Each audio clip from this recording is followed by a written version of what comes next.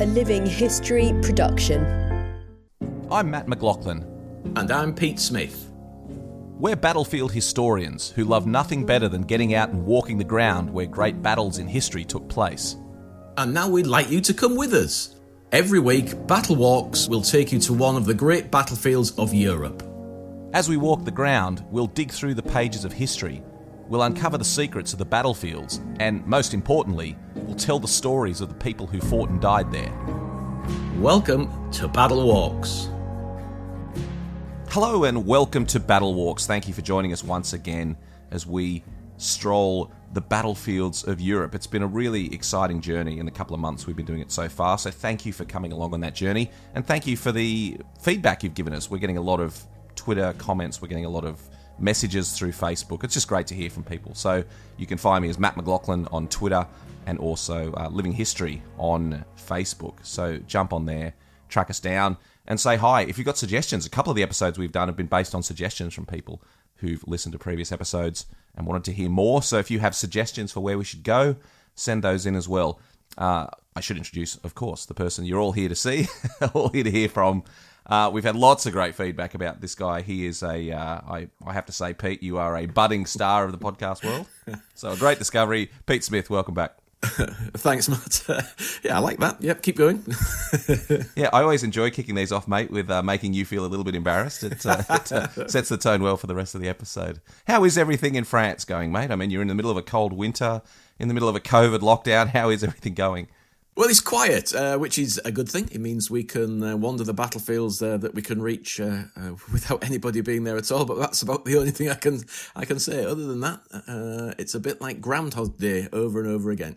Well, hopefully the virtual walks we get for the battlefields are not enough to replace actually getting out there and walking the ground. But hopefully for you, Pete, and for also everyone listening, hopefully it's a good way to pass the time and a good way to get us inspired when we can get back over there again. And I think today is one that will inspire a lot of people because we are heading back. We're still in France, but we're doing World War II again. And this time, D-Day. I mean, the iconic battle, the one that everyone thinks of when they think of France. Tell us a little bit about quite a specific action we're following today on D-Day, Pete. Yeah, well, this is going to be a very specific action just to do with 4-7 Commando. That's a Royal Marine Commando, so obviously something that I'm interested in, being an ex-Royal Marine. And we're going to be talking about what they did on the 6th and the 7th and just the dawn of the 8th on that very, very famous day when we started the retaking of Europe. So it's an enormous undertaking. I'm not even going to attempt to try and do it in this podcast because we'll be covering little other areas as the podcast goes along. But the 6th of June, 1944, that famous day when in the dawn, the ships came over the horizon. For those that know nothing about it, I would highly recommend watching the film The Longest Day. It's an old film now, black and white, because they're going to use a lot of original footage as well. But it's just a really good overview of the story of what happened on that famous 6th of June in 1944, the start of the retaking of Europe. I think it's a good point, Pete, that, there's a little bit of assumed knowledge here. We're not going to sit here and recount the entire story of D-Day. I think people either know it well enough or can find out pretty easily. But let's talk about the beaches, because that's important. Let's talk about the 5 landing beaches. So obviously Brits and Americans and Canadians and French and a whole mix of allied support in ships and planes. Let's just talk about the 5 beaches, and then that will lead us neatly into the area we're talking about today. Well, I think we'll just talk about the landscape before we describe the individual areas, because it alters to such an extent. We've got bluffs, which are kind of sand dunes that rise slowly in some areas. We have pebbly beaches in other areas. We have walls, because they're behind sea walls, so we have towns behind sea walls, and we have high cliffs. So it's a whole range of different types of beaches that we have to attempt to land on. What we've done, we'd split them down into areas, and those areas, are running from, we're looking out to sea, and this is always the difficulty. So we're looking out to sea, so we're actually looking north from the south, and on our right-hand side, we first of all have Sword Beach, then Juno Beach, then Gold Beach, then Omaha and Utah at the end. So whose beaches are they? Well, just very broadly speaking, Sword is a British beach, Juno is a Canadian beach, Gold is a British beach, Omaha is American, and Utah is American as well. But there's massive overlapping, and we have things like the Free French Forces, we have Norwegians, we have, as Matt just said, we have almost all of occupied Europe is going to supply units that will be involved in the landing. So, Pete, it was a very broad front. There were a lot of troops involved, but we're looking at a very small sector of the front today. Just tell us which area of the landing beaches we're concentrating on. So we're going to be on Gold Beach, but the area that the Commando, that 4-7 Commando is going to attempt to take is actually sits on a little dip in the cliffs in between Gold Beach and Omaha Beach. Now, for anybody that's done any history on the landings on the 6th of June, then they'll know that the Omaha Beach landings, American landings, didn't go too well. So we are going to sit close to that landing, in between that and the British landing on Gold Beach. So it's right in the middle. But to get there, because these are high cliffs that link those two beaches, we're going to be landing on Gold on the flatter areas and then working our way behind the German units. In fact, they were tasked not to engage the units, to try and get right behind the town and head to a little place. It's called Port-en-Bessin, and that's where we're going to be concentrating on the taking of this little port called Port-en-Bessin.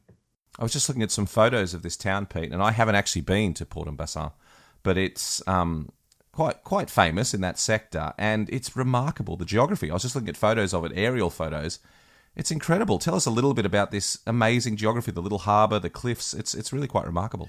Well, it's right in this section, which are chalk cliffs, very high chalk cliffs, and there's a harbour. So the cliffs dip at this area, and there's a harbour there. So you've got a deep water harbour, and then you've got an inlet, so you can just go inland and ideal for fishing. And that's exactly what it was. It was a little fishing port, and each side of it you've got these high cliffs. So it's just this little gap in the cliffs where a little town grew up there. But of course, that's why it's ideal, because it's a deep water port. We can get a few vessels in there, it was important to the Germans to defend it, so it's very, very well defended by the Germans. So it was important that we took this port, and we have a reason for taking it, and this is something I was going to bring up later, but I think I'll do it now. It's because we are looking for a port that we can capture, that we can bring a pipeline into. So what's that about? Well, obviously, if you're invading a country and you've got nothing with you, you have to bring everything. Well, one of the things they needed to bring was petrol, was fuel for the vehicles. And they needed the port not to be able to bring in lots and lots of tankers and vessels carrying petrol, but to bring in a pipeline, because they are going to literally pump petrol from Britain to France under the water through a pipeline. And this is where the first pipeline, there's another one that they're going to actually bring into Le Havre, a bigger port further up the coast, but that won't be till considerably later when it's taken. This is the one that's going to be needed right on the early phases of the battle as we attempt to force the Germans out of Normandy and then onwards into the rest of France. So a crucial location for many reasons. Pete, it's the one thing I love whenever I read anything about D-Day is, the word that springs to mind is audacity. This was not just let's land on the beaches and hopefully give the Germans a bloody nose and see what we can do. I think a big part of this story was our experience in the First World War and the desperation to not repeat that stalemate of trenches and getting bogged down in France. But it's just the extent to which they planned and their intentions and the way they pulled it off. It's just extraordinary, isn't it? Well, it is actually mind-boggling when you start reading into all the various things that they have to think through, and they literally have to think of every problem that could possibly happen and then come up with an answer to it. So just to give you an idea of the planning that was needed to do this, I'll use something that Matt and I are very keen on and have been lots of times, and that's the Gallipoli landings. Gallipoli landings, the planning of that, effectively 3 weeks. This was 3 years. The landing in Normandy, 3 years. And even then, it's difficult. They're trying to just cover every known eventuality. And as we'll see as we tell this story, it can go wrong so quickly. And then you rely on men on the ground to sort it out and progress. So it's just unbelievable. Speaking of men on the ground, Pete, tell us about 47 Commando. Who are these people? What even is a commando unit? Tell us about the Marines, who these men were, and what they were tasked with on D-Day. We start off, it's Churchill again, as it normally is. Churchill is always involved in some of these plannings, and he was very keen that having been thrown out of Europe, having been thrown out of Norway, things not going particularly well, that we needed to still have a presence, that we still needed to show that we were capable of offensive actions. So he basically is the guy that's going to start this off, that we needed units who could land in occupied France, Belgium, wherever in Europe, and cause problems to the Germans. These became known as commando units. It's army commandos originally, the men from the army, but eventually it made sense that the Royal Marines, we are the guys that help on board the ships, so we are the infantry on board ships. We can be used to come off the Royal Naval ships and form a battalion on the land to help defend ports or the ships on the land side.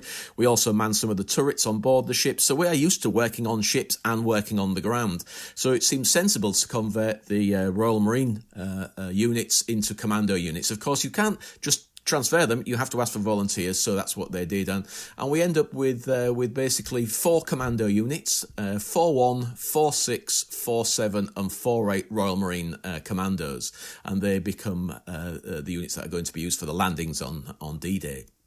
And they form basically a brigade, and this is a brigade that's going to be used for those landings, the 4th Special Service Brigade.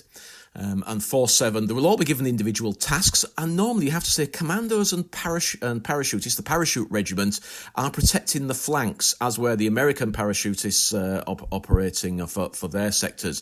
Parachutists, commandos, special forces, the Rangers for the Americans, they are the people that are protecting the flanks, and this is part of that. This is the flank of the British effort adjoining or abutting the American effort at Omaha, and that's what 4-7 is doing as well. It's going to be the linchpin, the linking of the British efforts on the beach to the American efforts on their beach, Omaha Beach. And I'm assuming the men in this unit were fairly young and fit. It sounds like a fairly demanding role to carry out in the Marines. Yeah, average age between 18 and 22. Of course, they're always bolstered by older guys who probably have a lot more knowledge. But 18 to 22, unbelievably committed, fit. I mean, their regime to become a commando was fairly strenuous, included training down in St Ives in Cornwall, up in Scotland, all over the UK, but mainly on the coast, because this is what they're basically being trained to do, and that is to land in occupied Europe. They had no idea where they were going to be used initially, because this is their initial. This is 4-7 Commandos blooding, is their landing on the beaches of Normandy. Very keen, very fit, fairly young, but know their job in and out. And I suppose that the esprit de corps is the term that I would use. They are very, very, very keen to get into action and to succeed, and to show that all this training that they've done, 18 months of training, can be used for something sensible. So you mentioned that the plan was not to take the village of Port-en-Bessin head on, but to land on Gold Beach and swing around behind us. So tell us about the landing, because that's going to be obviously an essential part. Coming ashore is going to be the key part of the whole operation. So what we're going to do is we are going to start this tour, this walk on the coast, looking out to the sea and imagine what we're looking at. And we're at a place called Ansnells. And very close to another area. These are quite hard to find on the map, I have to say, trying to track down the exact spots on these, because these are small, little, tiny places. La Hamel is another place, and that was their original objective, was to land at La Hamel. So what time are they coming in? Well, they're aiming to hit the beach at round about 9:30. The initial landings were at 7:25. So you have to say, if they're a commando unit, why are they not coming in with the first waves? Well, the whole point is that these do not want to be engaged during the fighting to take the beachhead, because they're going to pass through. They want in fact, it's the 1st Hampshires to punch a hole through the beachhead. They will then let them through, and they will then go behind the German lines and work their way to the right. So they're coming in and on the beach, and they're going to turn right and work their way along the ridges and the valleys and the roads, and it's a mix to get to Port-en-Bessin, hopefully without getting any contact with the Germans, so there'll be no fighting, so they can get there intact. But it's all going to go fairly gruesomely wrong right the way from almost the start. So I have to describe what they're landing in. They're landing in a landing craft Assault. It carries 30 plus men, 35 men. Depends how much kit they're carrying, but let's say 30 plus, so just 35 men. A crew of 4, and they're being dropped off 8 miles of sea from motherships. And there's 14 of them, 14 landing craft, full of everything that you need. So these guys have thought it through. They've got Bangalore torpedoes. They've got all the radios they need. They've got all of their kit for basically 24, 48 hours on the ground, looking after themselves without needing to get anything. Ammunition, machine guns, mortars, they're all with them. A Bangalore torpedo, by the way, is used for blowing up barbed wire or strong defences. So they're coming in with those, split among the 14 landing craft. One of the landing craft is hit immediately by a direct shell, which takes it out completely, killing most of the men on board. And as they get closer, they begin to realise that things have not gone well with the 1st Hampshire's landing on the beach, and they've been forced to the left. And so effectively, where they were going to land has still not been captured, which means that they're going to be facing an enemy there immediately when they land on the beach, and that is not their job. So they have to do a left-hand turn, and in doing so, they're basically showing their flanks to all of the Germans on the beach. And it means that the landing craft, rather than just the front of the landing craft, you can now hit the sides of the landing craft. So all of the landing craft get hit in one way or another. The second problem they have, the landing on the Normandy beaches had been planned for it to be low tide. And that meant that all of the German obstacles that they'd placed along the beaches would be visible, and you could then go around them, land in front of them. And yes, you had a long tidal beach, so you had to cross this beach to get to any kind of defence or protection, but it meant that you got in safely. Well, because these are coming in so much later, the tide has changed, the tide is now coming in, and a lot of these beach defences have been covered up. And also the engineers, because of the German strength of defence, have not been able to destroy them. So they're still there. And some of these are as simple as a wooden pole with a mine on the end, known as a telemine, and then the boat runs into the mine. Or we have something called Belgian gates, and they are even simpler. They are a big metal structure embedded in concrete, and basically it's got something that on the top of it that rips into the bottom of the landing craft and holds them and causes them to either sink or to roll over, in fact, by they ride up on them. And that's what starts to happen. A lot of the landing craft run into the mines. It's so bad that only 2 of the landing craft are able to get back to the motherships. And so lots of men lost all of their kit. Even if they survived, which the majority do, they have lost everything. And there's talk of some of the commandos arriving with no trousers or nothing, because in trying to swim ashore, because they were a long way out, they've had to take off everything to get any hope of getting in. So they've got no equipment to start off with.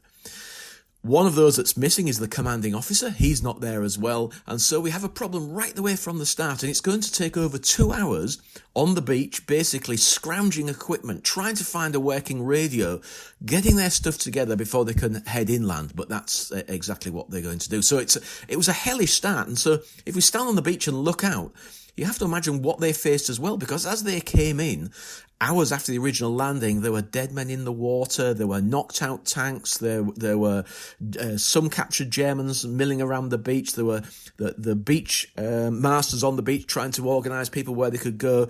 And in amongst all of this, we have German shells landing because we've not yet taken all of the German positions. Now, these are known as WN positions. That's what they're called on all the maps. Effectively, what it means is a defensive nest, really. It's a defensive position. So I'll be talking about WNs and the assault of WNs as we go on. But it's basically it's a defended position. Sometimes it can include an artillery piece, and sometimes it's just infantry positions.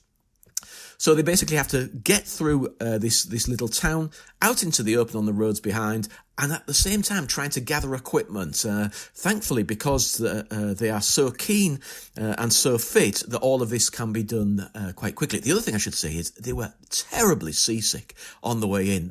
This is not a calm weather. This was not a brilliant day for landing, as some of you may know and some may not, but this has been put off. Because the weather was so bad, it was put off a day, the landings. So the weather's still not brilliant, but this is a very small window when they know they can get the landings going. So again, again, not brilliant weather, and it will cause other problems in other areas, which we'll cover in other podcasts, where tanks cannot make it ashore and they sink because they're designed to actually float.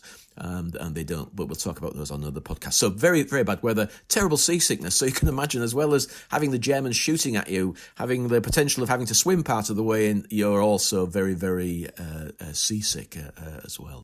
And I don't actually think this is part of the story, Pete, but the famous Longue-sur-Mer German battery is in this area as well, isn't it? Which is really an essential site on the battlefield. Yeah, but because we can't really walk from this location to where the commandos are heading, we would drive there or cycle there if you'd hired a push bike. But there's two locations which are absolute must-see. If you're going to come to the Normandy beaches, then Longue-sur-Mer, the German battery. But before that, you have Arromanches. And Arromanches is where all the museums are and where you get your lunch and your chips and anything else. So these are absolute must-see locations. Arromanches is the first place on our... So this is on the right, and this is where the Commando is going on the right. They're going further inland. These are both on the coast. Longue-sur-Mer, a German battery, that is the one that is going to cause some of the damage, and may have been the one that hit the landing craft that was hit by a direct shell and sunk immediately.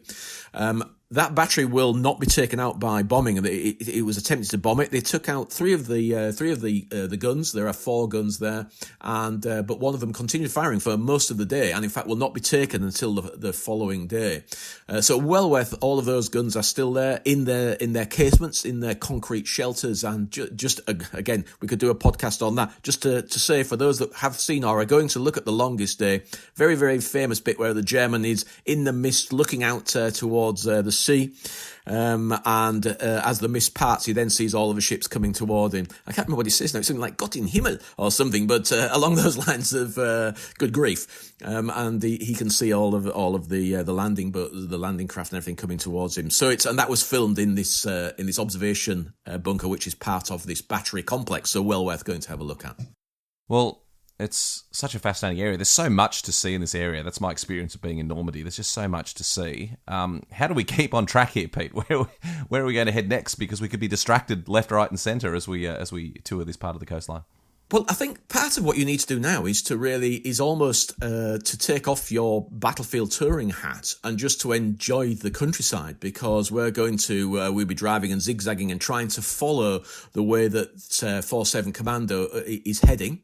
This is going to be a fair old 18-kilometre march, and remember that they're picking up kit. A lot of it German, I have to say. They're picking up their captured weaponry to replace what they've lost. They're trying to get a radio that works, and so all of this is being gathered up. They're picking up vehicles that are going to support them as well. But 18 kilometres quietly on effectively a summer's day, crossing the countryside. So what type of countryside is it? Well, we've got... we're on the edge of the bocage, and the bocage is fields that have high walls and the hedges on the top of them. So it's stone-built walls around fields. It's little paved country roads, a little bit of cobblestone, but quite often these are actually tarmacked roads. Small, beautiful little villages, stone-built villages, orchards. This area for growing apples and pears. The only thing that really would spoil it, there are dead cows everywhere, and so many soldiers who fought through this area, remember the dead cows in the fields, because of course they've been killed accidentally, the fire obviously sweeping across the field, so we get dead cows. The other thing that's interesting is the intermingling of units here, German and British, because the Germans are not quite sure where we are. Remember, they're crossing the countryside here, so they're constantly bumping into German units who sometimes fight it out, sometimes stick their hands up straight away, and everybody kind of looks surprised, because there is this intermingling of nobody knows quite where anybody is. Have they got off the beaches? Have they got behind us?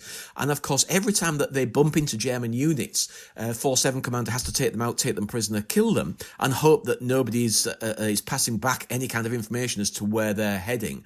And so it's all very successful, really. This part. The CO catches up, having managed to get ashore. He was late getting ashore. He wasn't killed. He manages to get ashore and catch up to them, and on they go. And where they're heading for a place known as Point 72. known as Mont Cavalier, near a place called Esqueux.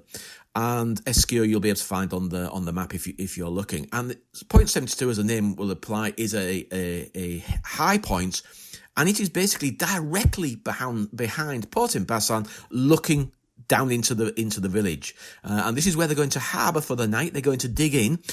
They didn't know whether they would have to take it. There was a thought that the Germans may have been already holding it because it was a sensible place. And when they got there, they discovered that the Germans had been digging in there, but there were no Germans there. Or so they thought. In fact, what they found is a German medical post with a doctor and 2 wounded Germans. And of course, they capture it and they carry on using it as their medical post as well. So that's very common. And that's when they harbour. They get about 2 hours sleep or dozing because they're interchanging. They're setting sentries up before they're going to head into the town itself. I often wonder what it would have been like. Would you have slept for 2 hours? I don't think I'd have been. I think I'd been cleaning my gun and sorting my equipment out. But I think it's amazing. These are young men who actually are used to a hard life. They've been training, as I say, for 18 months. And I think a lot of them would have got a couple of hours sleep before they went into action the following day. That was my initial thought, Pete, when you were describing this to me, what it would be like there, dug in the ground, having just been through everything they've been through that day, wet and cold, noting the Germans, they're behind German lines, noting that the Germans could arrive at any moment. It must have been when we talk about the longest day, that must have also been the longest night. I think for most soldiers who have been trained in this, and perhaps not so much for commandos, but when you're used to everything being disciplined and in order and knowing where everything is, to suddenly find that everything is not where it's supposed to be, and you can't find him, and you can't find that person, and that person's disappeared, then I think it immediately causes problems. Basically, there were 300 of them. This commando unit is now down to 300 men starting on the beach. This is how when they got onto the beach. They had 28 killed and 21 wounded and 27 missing, probably drowned. So they're already lost quite a lot of men, so down to 300 men as they prepare to assault the town. And then you have to start thinking about, is every single one of these men going to be assaulting the town? And no, they're not. These guys are going to be holding this hill. This is going to be their fallback position. They're going to be obviously holding the route down into the town to make sure that is open, so if they need to withdraw, that they can. And then they're going to break down into troops. They're in troops. A Royal Marine Commando is broken down into troops. And those troops are going to be allocated with various aspects. The most important aspects are these 2 cliffs at each side. So these 2 cliffs at each side where the guns are that would stop ships from coming in and can fire down into the town as well. Those are the ones that need to be assaulted. And it's going to be basically what they're hoping is that they will get down through the town, and it won't be a dawn assault because they're going to be moving into the dawn into the town, but they're hoping that by midday that they're ready, and they will be supported by fire from the sea. So there's lots of these allied ships. There's the French ships, there are Canadian ships, there are American ships, there are British ships. All that are capable of hitting targets. One of the big issues they have here is you have to identify a target and you have to be able to tell that ship where it is and what you want to shoot. And they still have a problem with the radios, or a radio. And in fact, haven't got a forward observation officer. He may be naval, he may be artillery. In this case, he's going to be an artilleryman who can communicate with the ships with his radio and then identify the targets. Now, that's not going to happen until the afternoon. And so that's going to cause a problem as well. Well, tell us about the main attack on Port-en-Bessin in the morning, Pete. Right, so what we're going to do, because the best way to get the view of that attack is to actually walk right the way through the town ourselves. So we're going to walk through the town. There are several memorials to the Commando within the town, one on the roundabout as you enter the town. And we're going to head down to the docks. We're going to walk along the docks. And there's a lock gates very close to the sea walls at the end of the town, where the town peters out, and then we get the beach and the sea walls and then the harbour area. And we're going to cross over the lock gates and then we're going to turn around. So we've got our backs to the sea and we're looking back in towards the town. And from that, you get a good view up both sides, the cliffs on the left and the right. And you can imagine the men slowly working their way through the towns. So on they come, down coming through, and one of the first things that they need to take is a defensive position that's actually at the front of the town, supporting the town, and that was really one that was facing outwards. So that is the only one that is actually facing them. The others are going to be facing out to sea, but that doesn't mean that they're not capable of swinging their guns round to inland to fire at the commandos that are going to be working way through the town. So they work their way through the town. They take that position very very quickly, and start working their way into the centre of the town, and then they decide which feature are they going to attack first, and it's the western feature. So if we're looking from them attacking, the western feature is the feature on the left-hand side. So that is going to be the first feature that's going to be assaulted, and they allocate a troop to assault that feature. So this is now into the afternoon. It's a zigzag trackway that leads up to these, and they're also getting help. I hasten to add now, and I really want to stress this now, the local population here came out to assist in fairly good numbers. And we have a gendarme who's been guiding the commandos into position. So a gendarme, a policeman, a French policeman, so he'd be a local gendarme, and he has been pointing out German positions and guiding the men into place until he's wounded in the face. But he will be awarded the Croix de Guerre for his efforts on that day. There are also other Frenchmen, presumably part of the resistance, of just guys that felt it was necessary to come out and show that they could aid, who are pointing out positions. So the French are very much involved. Also, people ushering people into rooms. As some units or some individual men got cut off in the town, surrounded by Germans, they were hidden in houses until the Germans passed, and then out again.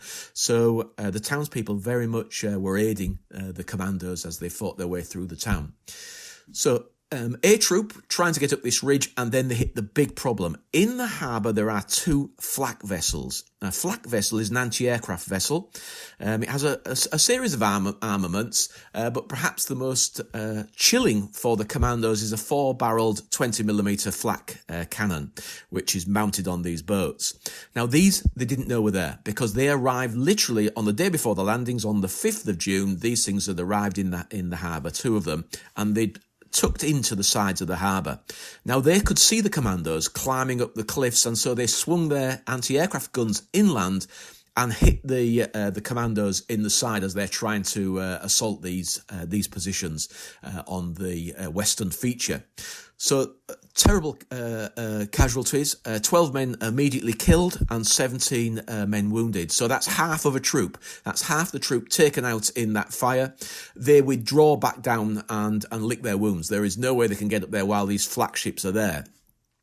So another troop is then allocated to try and take out the flak vessels, and also fire from ships at sea was coming into them. But because these vessels are very low, they're almost like barges, very very low to the ground. They're tucked in behind the sea walls, and they're very very difficult to hit. And in fact, talking about all of the different nationalities, one of the vessels opening fire on these is a Polish naval vessel called oh dear, I wish I hadn't said this now. Krakowiak. I think that's how you pronounce it. It probably isn't, but that's what it looks like. Nicely done, mate. Good enough for us. Yeah, thank you. and that vessel opens fire, but cannot take them out. And in fact, what they decide to do, these naval vessels, they launch little boats and send in their own effective commandos to take out the flak vessels, which are taken out successfully. In fact, when they get there, I suppose they realise the Germans have already abandoned them. But the damage has been done to the assault troops of 47 Commando of A Troop. They have now been forced to withdraw. At the same time, they get the terrible news that their rear area, their harbour position at point 72 has also been overrun. The headquarters elements there try to fight off the Germans, but there's too many of them, and they overrun that. So we start to see, as I mentioned at the start of this podcast, how things can go wrong very quickly, and suddenly something that looked like it was going quite smoothly is now on the balance. And so this is where you need that grit. You need that grit and that esprit de corps that is going to turn this around. Pete, what I love about this story, and it's what I love about studying history in general and the battlefields in general, is when we talk about these great attacks, these great battles, we talk about thousands and thousands of men in big groups of men, and we talk about, we refer to them as units and divisions and brigades. But for the blokes actually taking part, Their war is everything going on immediately in front of them. I mean, it's often said that a soldier's war is 6 feet in front of him. And that story about the flak ships firing on the troop as they scrambled up the cliffs, I'm just imagining for men who had not seen any other action, for men who were perhaps wounded in that action, that was their whole war. And that moment when those flak ships opened up with considerably large cannons on them just would have been a horrific moment. For the men involved in that action, that small little window, that could have been in their entire war. And just horrifying scenes. I was going to bring this in at the end of the podcast, but it's well worth it. Needs to be brought in now. I've met quite a few of these guys. I try and, or have in the past, try and make the effort to get to Port-en-Bessin on the anniversary of the attack. And there's always a little group of old guys and their families normally with them nowadays, wearing their green berets and their blazers around the bars and on the quaysides there. And these are the veterans of 4-7 Commando. And I had the lovely experience of getting to chat to one of the chaps and getting to know him so well that he actually came to stay with me here in Fleur.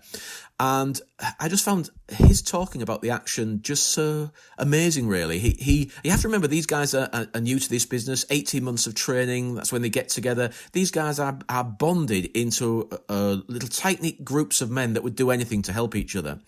And he was in a landing craft that was hit by a shell, and it landed slap bang in the middle of the landing craft. And him and the coxswain were the only people that survived. And he swam into the beach and was re-kitted out and continued on. And he just said that to me in that way. And I thought, God, you have to think about it. And that means that he lost all of his mates before they even got to the beach. Every man he trained with and worked with and got to know and drank with and laughed with were gone in one split second before he even got to the beach. And yet he carried on, and he's in one of the assaulting groups taking these cliffs. I just found that absolutely amazing that he was able to carry on, and I think it shows the grit of and the way that these guys were trained as commandos to not exactly accept, but to continue on to do their tasks, even in having faced those terrible experiences. Just extraordinary stuff, and it shows the value of speaking to veterans. Unfortunately, there's not that many left to speak to these days, but it just shows the value of that oral history and speaking to veterans. We shouldn't look at it. I mean, we've done a lot of podcasts with someone like Peter Hart, who has interviewed thousands of veterans over the years, but we shouldn't look at oral history as a way to learn more about the historic record. We look at oral history exactly for that story you've just described, Pete, where it fills in those gaps. It gives us an insight into what was going on for every individual man there, and it's just extraordinary stuff. I'm very jealous that you had that opportunity. How wonderful to speak to those veterans. It's great, and sadly, I don't think there's no organised. They used to organise a trip there. I think you'll get the odd one or two who are determined to go no matter what, but there's no longer organised visits by them with the men themselves. I'm absolutely certain that the friends and families of 4-7 Commando will still go there on the anniversary dates, but no longer will we see the green berets of the original men that fought there. So I feel very honoured that I was able to meet them over the past 8 years when I normally regularly try to get to the anniversary. So onwards with what's going to happen next.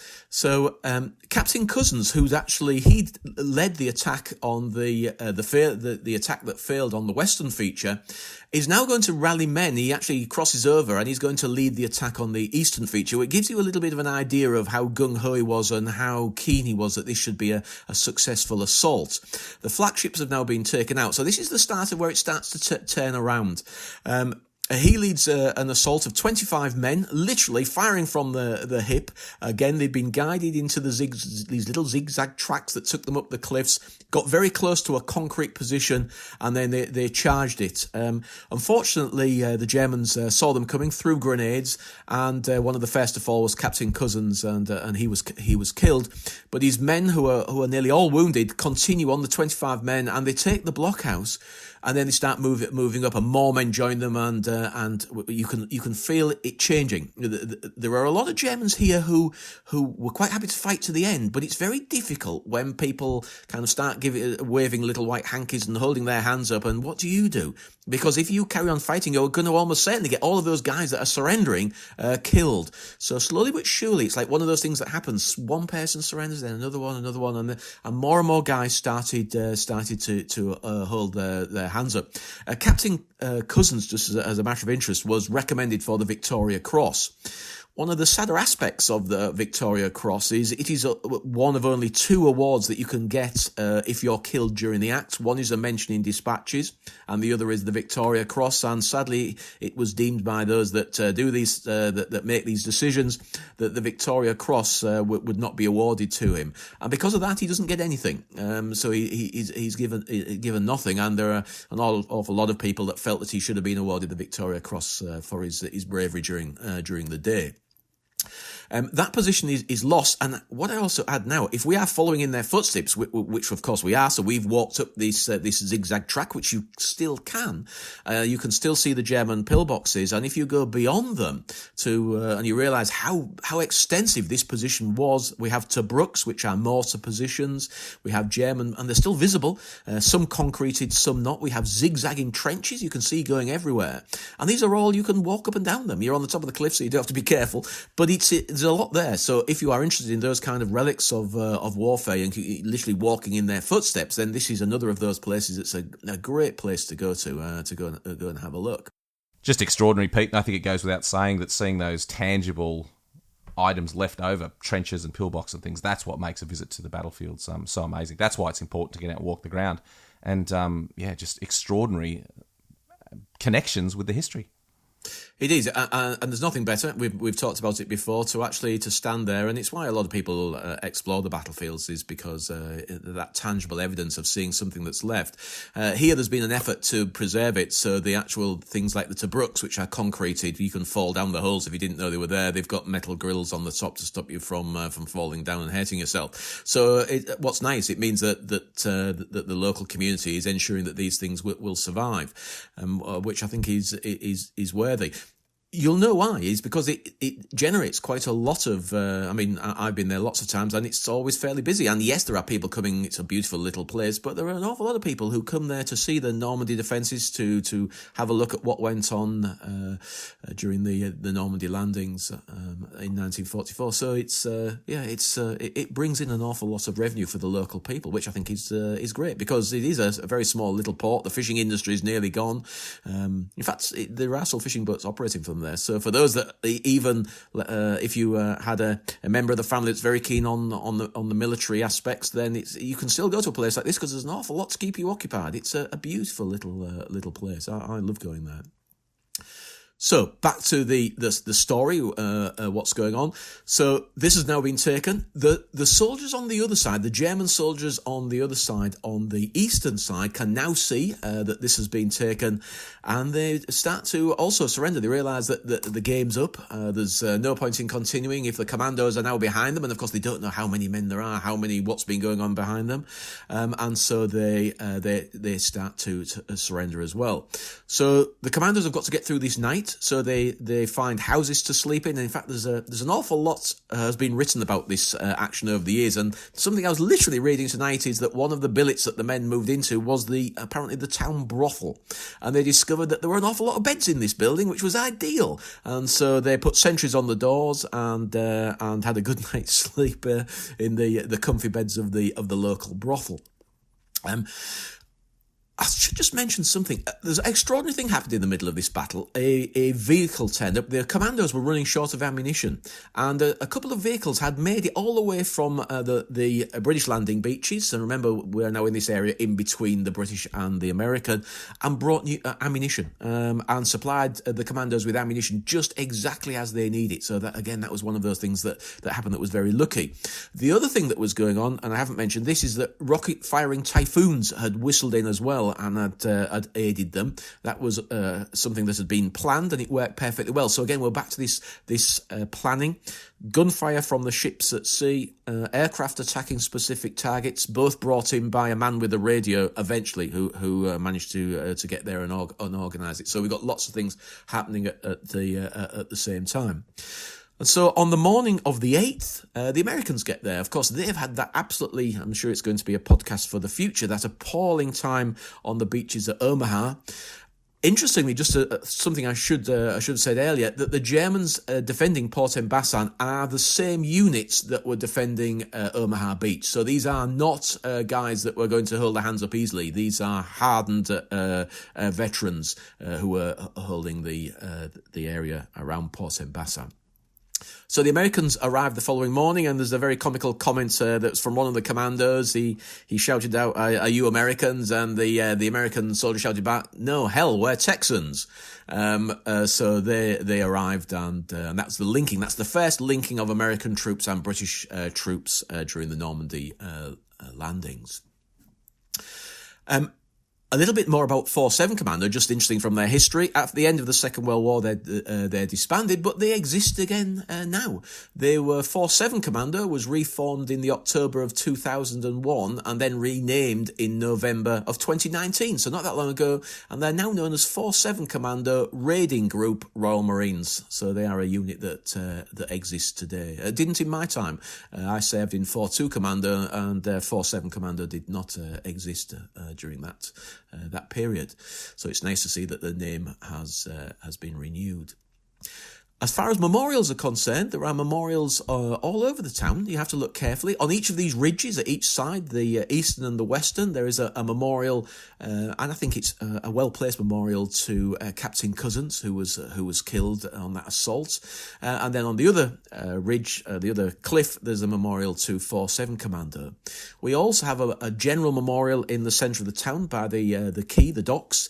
And then, of course, there's one of the very common, that's not a good term, right the way along the landing beaches, we have these memorials that are just about the landings, basically, and there's one of those, it's if I remember rightly, it's like the Cross of Lorraine, and that is on the harbour entrance, commemorating the overall landings. And then the final memorial commemorating the Pluto pipeline. Now, I didn't mention what that was called, I don't think I did anyway. That Pluto, that pipeline bringing the petrol in, I have to say, it wasn't until a few years ago that I realised that it actually meant something. I thought it was just a name, a code name, but it doesn't. It means a pipeline under the ocean. I had to think about it then. Pipeline under the ocean is what Pluto stands for, and that's where the petrol was pumped in.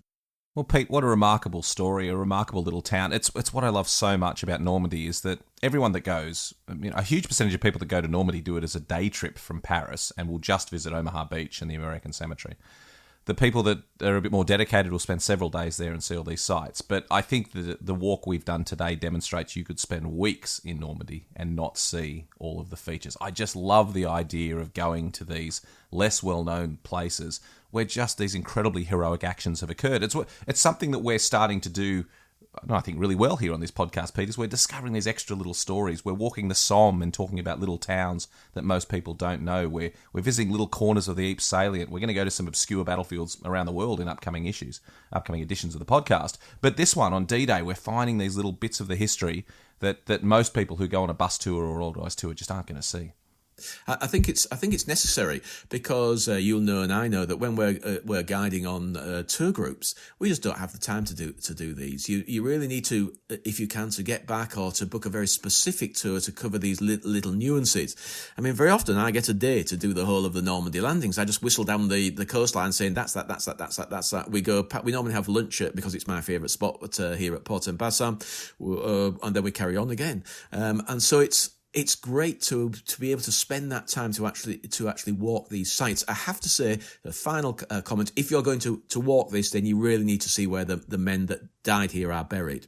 And all the Marines that died, and in fact all of the British soldiers that died Commonwealth soldiers. There are obviously the Canadians. Well, they're all, the bulk of them are buried in Bayeux, in the cemetery there. And so all of the Marines that died here are at Bayeux, where the tapestry is, the famous Bayeux tapestry. So another reason to go there. You can go and have a look at the tapestry as well as visiting the men that died in the landings. It's a beautiful cemetery, one of my favourites, and quite remarkably different to the American cemetery. When you go to the American cemetery is incredible in its own right, but I do love the understated nature of the British cemetery, where everyone's just buried. They've got comments from the family. It feels a lot more, a bit more of a celebration of the individual than the grandeur of the American cemetery. Bayeux Cemetery is a really lovely place, and so absolutely, if you go and do this walk, make sure you go there and pay your respects, not just to the men from 4-7 Commando, but all the British and Commonwealth men who were killed during D-Day. And we should say the contribution of the Brits and the Commonwealth forces is sometimes a little bit overshadowed by the American involvement in D-Day. So a wonderful walk just to remember the British and Commonwealth soldiers, and definitely go to that cemetery as well. Well, we'll be back to cover other areas, and one of the things I want to go to myself, so I need to go for a walk myself, is the new memorial that's being created to commemorate British effort on the beaches. Oddly, there was no British memorial on the landing beaches, and one it's not finished yet, but it's been built, and it's going to list all of those that were killed during the landings. Well, Pete, it's just been a fascinating walk. Thank you again. As I said, one of these ones, I won't use the term obscure, but just less well known, just exploring chapters of history that people might not be aware of. I should say a couple of things at this point. On my YouTube channel, on Living History TV on YouTube, I did a video a couple of years ago now about how to visit the Normandy beaches. So go and check that one out, because it's a good overview of how you get to Normandy, where you can stay, and how you can get around and see these sites. But also, when we're allowed to travel again, when we're allowed to head back to France, through Matt McLachlan Battlefield Tours, we have an extensive portfolio of Normandy tours. Short little ones you can do from Paris, and more extensive ones you can do. Pete Smith himself leads some of them, so if you do want to get over there when we are allowed to travel again, there is a whole range of great tours that you can find through our website, which is battlefields.com.au. Normandy is a wonderful place. I can't wait to get back over there myself. Pete, I can't wait to catch up for a beer, to walk the ground with you and see these sites firsthand. It's just been remarkable, mate. So thank you so much for your compassion and your insights into these remarkable places. It's a pleasure, Matt. Look forward to taking you there and having a wander among the slit trenches.